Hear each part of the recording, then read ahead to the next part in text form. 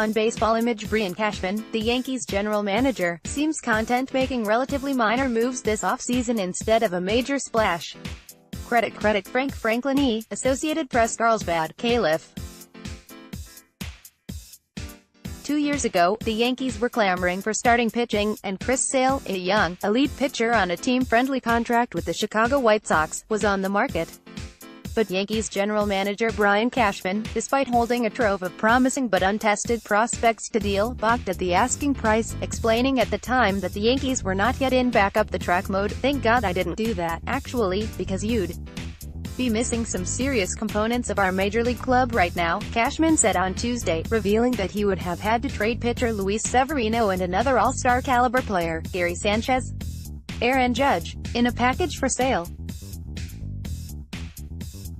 He continued, "We wouldn't have gotten anywhere if I did anything like that with the White Sox back then. Now, however, all the ingredients are there for the Yankees to back up their armored car, loaded with prospects or cash, to address that same need for starting pitching."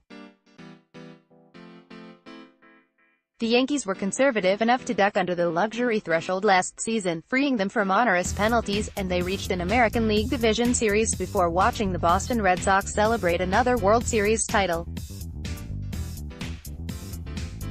But as his team's winter plans begin to unfold, Cashman appears to be holding on to that newfound Yankee trait, restraint.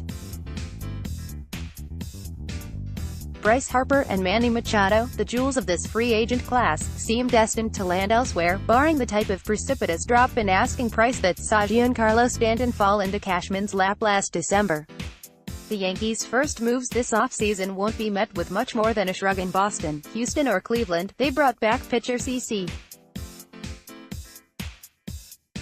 Sabathia, who agreed in principle to a one-year, $8 million contract on Tuesday, and outfielder Brett Gardner, who last week agreed to a contract that will net him $9.5 million. Sabathia's agreement, first reported by the New York Post, was confirmed by two people familiar with the deal who are not authorized to speak because it had not been finalized. Sabathia is 38, Gardner is 35, and both are clubhouse leaders.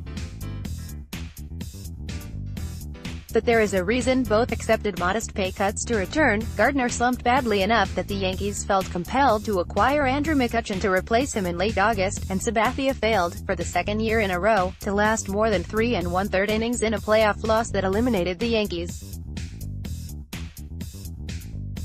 The Yankees plan to bring back CC Sabathia on a one-year, $8 million contract.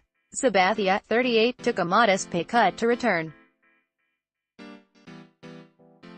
CreditCreditFrank. Getty Images. Next up on Cashman's to-do list is pursuing 2 more free agent pitchers, with left-handers J.A. Happ and Patrick Corbin on the list. Then, find a shortstop to replace Didi Gregorius, who will miss most of the season after undergoing Tommy John surgery, or a second baseman to step in for Gleyber Torres if the Yankees move him to shortstop instead. And, finally, fortifying the bullpen, which has lost, at least for now, David Robertson and Zach Britton to free agency. Cashman said he has a budget, which he declined to disclose, but he allowed that the Yankees could exceed the luxury tax threshold, which will rise from $197 million to $206 million for next season. "Is it a definite line in the sand?" Cashman said. "I wouldn't say that's the case. I'd say it's a preference." In his search for reinforcements, Cashman might be tempted to look across town. The Mets, of course, have 2 of the best starting pitchers in baseball in Jacob deGrom and Noah Syndergaard, and a new general manager in Brodie Van Wagenen. But Cashman, who was frustrated when he could not acquire outfielder Jay Bruce or infielder Neil Walker when the Mets were unloading veterans in 2017, said he understands there is a different dynamic trading with certain teams. He doubts, for example, that the Yankees owner Hal Steinbrenner would have signed off on trading either of his coveted relievers, or Aroldis Chapman or Andrew Miller, to Boston in 2016. "I'm open-minded to do anything with anybody," Cashman said. "I'm not saying my ownership would feel the same way about that," he added. "I'll check with Brodie here, see what they're up to, see if it matches. I doubt if you'll be seeing us match up, regardless, because of the history and what I've experienced in the past. If I was a new GM and hadn't been here for 22 years and know the terrain, maybe I'd be optimistic. but I wouldn't be optimistic. There are plenty of other teams looking for pitching, including the Astros, who announced on Tuesday that Lance McCullers Jr. will miss next season after having Tommy John surgery. But there are also plenty of places to look. Cleveland is willing to listen to offers for two of its frontline pitchers, Corey Kluber and Carlos Carrasco. And Seattle, which won 89 games last year but missed the playoffs for the 17th consecutive season, is open to dealing James Paxton and anyone else on its roster. "We don't want to be trapped in perpetual mediocrity," Seattle general manager Jerry Dipoto said. That is not a problem for Cashman, who seems intent on chasing the Red Sox the same way he has built the Yankees into a championship contender, with sound, incremental moves, and not with a splash.